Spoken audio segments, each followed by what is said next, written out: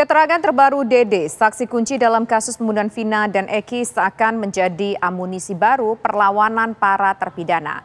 Dede mengaku memberikan keterangan palsu dan diarahkan oleh skenario yang dibuat oleh Ibtu Rudiana.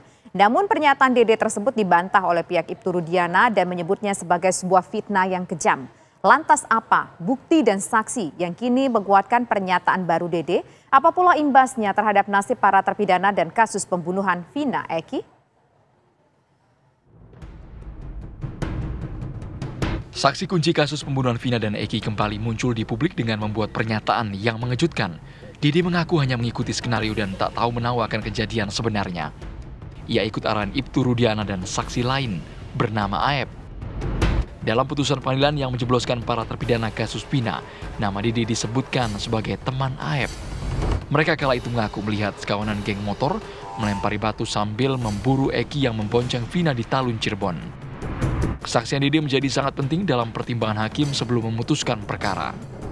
Namun Dede mengaku tak tenang dan dihantui rasa bersalah karena telah memberikan keterangan palsu sehingga kini mencabut kesaksiannya itu. Dede bahkan siap jika harus menanggung apapun konsekuensi karena kesaksiannya tersebut telah membuat para terpidana diganjar hukuman atas pembunuhan Vina dan Eki. Kan saya sudah bilang sebelum keluar pun saya sudah kuatkan mental saya, Mbak. Ya saya sudah kuat mental saya. Mau entah dibulin, tadi apapun saya siap. Ada pesan-pesan yang disampaikan Aep ataupun Pak Rudiana mungkin? Ke Aep aja Pak saya. Buat Aep lebih baik jujur daripada hidup kamu nggak tenang, buat keluarga malu, dan anak-anak pun jadi korbannya. Anak sendiri jadi korban terhadap buat kedepannya Pak.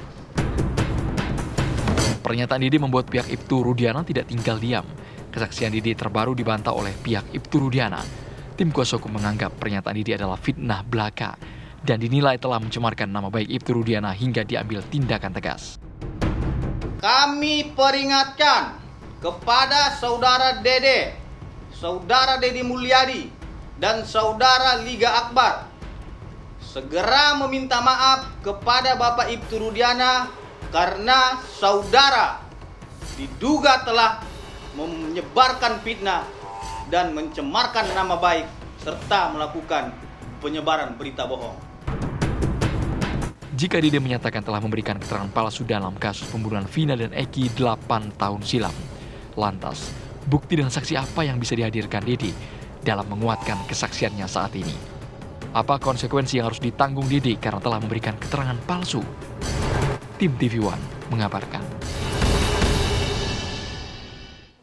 Pemirsa, Dede saksi dalam kasus pembunuhan Vina mencabut keterangan yang telah ia sampaikan dalam persidangan tahun 2016 silam. Padahal kesaksian Dede telah dilegalkan oleh pengadilan dan menjadi pertimbangan bagi hakim untuk menjatuhkan vonis. Lantas kini bagaimana caranya agar Dede bisa membuktikan kesaksian terdahulunya adalah palsu? Siapa pula yang menjadi saksi bagi Dede pemirsa untuk membenarkan bahwa ia mengikuti skenario yang dibuat oleh Ibtu Rudiana? Untuk membahasnya saat ini telah bergabung bersama kami ada kuasa hukum Dede, yaitu ada Bang Suhendra Asido Huta Barat, kemudian ada kuasa hukum Ibtu Rudiana, yaitu ada Bang Mardiman Sani, dan juga pakar hukum pidana Profesor Hipnu Nugroho. Selamat sore Bapak-Bapak semua. Selamat sore Mbak. Ya, pertama saya ingin ke Bang Asido terlebih dahulu, kuasa hukum dari Dede. Apakah Dede punya bukti untuk membenarkan kesaksiannya bahwa di 2016 silam ia memberikan sebuah keterangan palsu dan diarahkan oleh Ibtu Rudiana?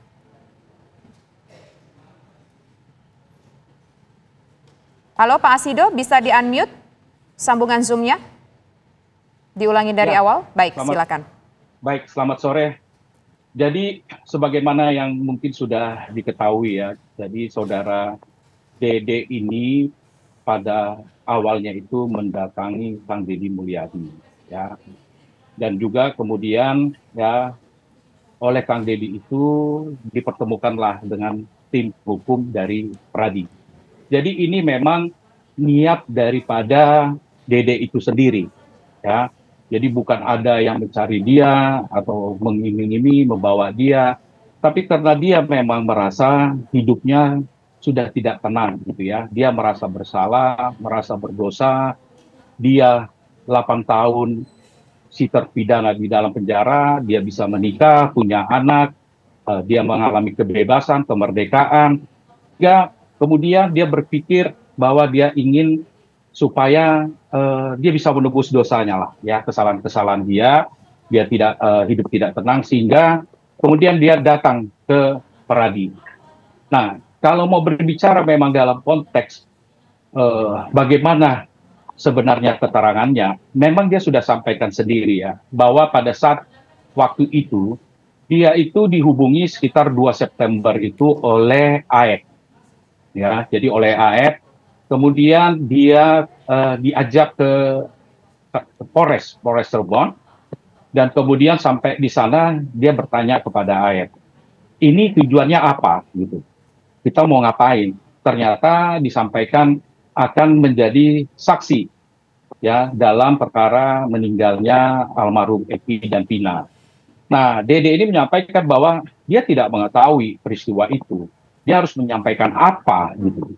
Nah, kemudian sempat ini menurut keterangan dari saudara Dede yang kita dengar dan juga sudah terpublish. Jadi itu memang pernyataan dan statement dia sendiri.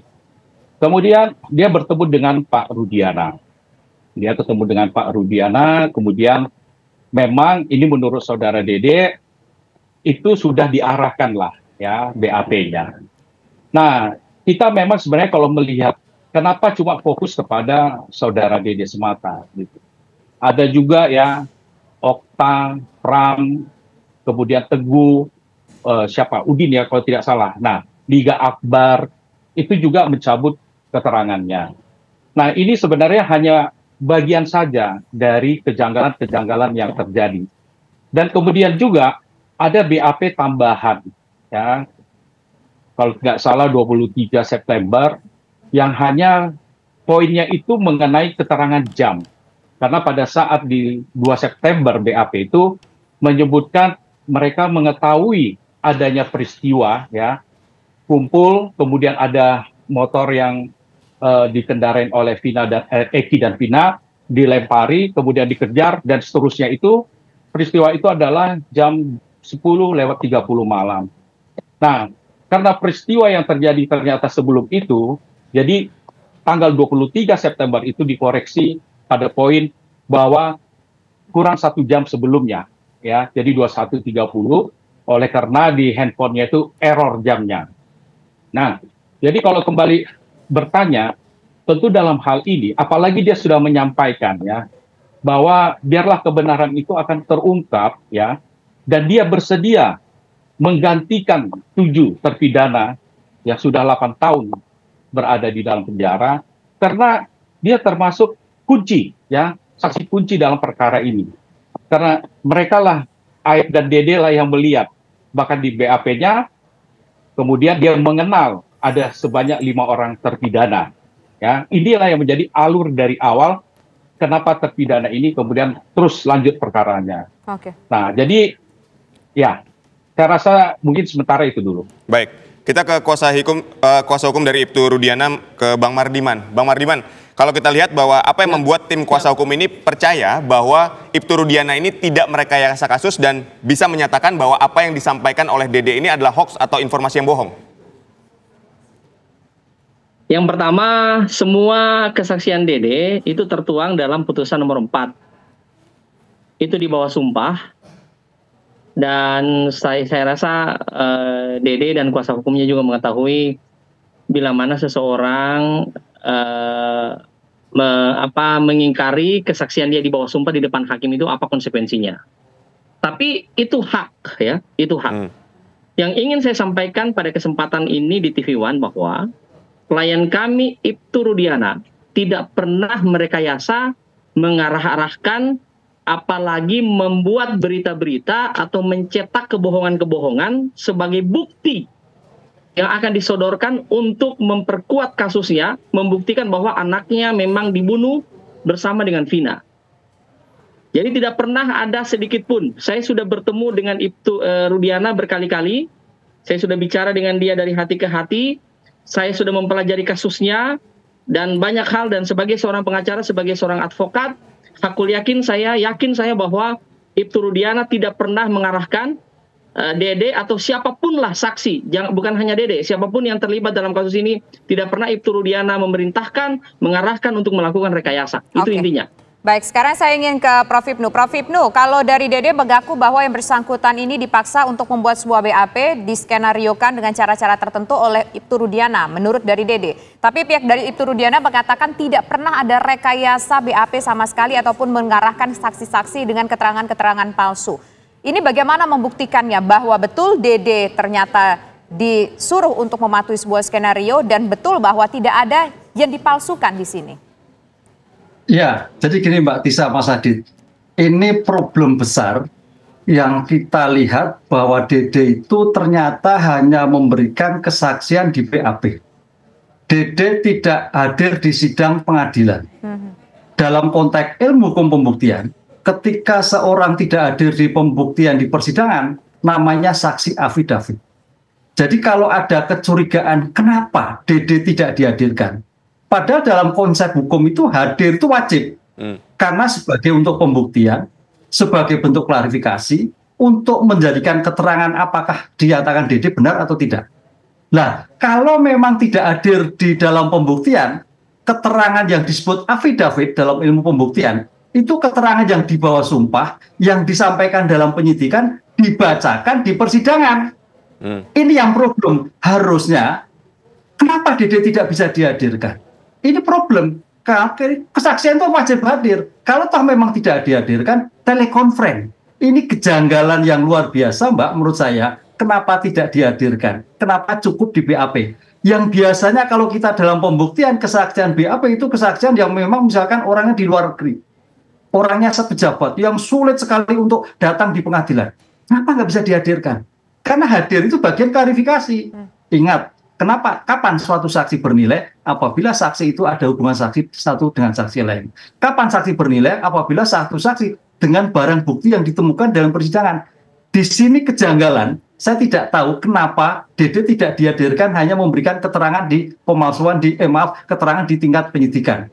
Ini suatu kejanggalan luar biasa. Kesaksian-kesaksian tidak boleh dilakukan. Karena kesaksian-kesaksian yang afidavit itu dibacakan. Lah pertanyaannya, kalau dibacakan itu memberatkan, itu kan suatu pasti. Kalau yang meringankan, tidak ada suatu klarifikasi. Ini Mbak, ini problem besar. Kenapa juga pada waktu itu hakim menerima saja? Kenapa tidak bisa dihadirkan? Sakitkah? Di luar negeri kah? Tidak bisa hadirkah? Dan sebagainya. Itu saya kira yang menjadikan pertanyaan penting dalam kasus ini. Kalau toh ada pertanyaan kenapa tidak dihadirkan, bisa juga ada klarifikasi yang memang sudah diarahkan mungkin. Sehingga jangan sampai hadir. Karena dalam suatu konteks pembuktian, ketika dibacakan, itu mengikat. Dan tidak ada suatu perdebatan. Keterangan yang bersangkutan. Ini kelemahan kesaksian yang dibacakan dalam suatu persidangan ketika Dede tidak hadir. Begitu, Mbak. Baik. Ya, ini ada problem besar, ada sebuah kejanggalan. Ini harus dijawab nanti sama Bang Mardiman nih, Bang Mardiman. Kenapa saksi Dede ini tidak dihadirkan dalam persidangan? Tapi nanti dijawabnya usai jeda, tetaplah di Kabar Petang.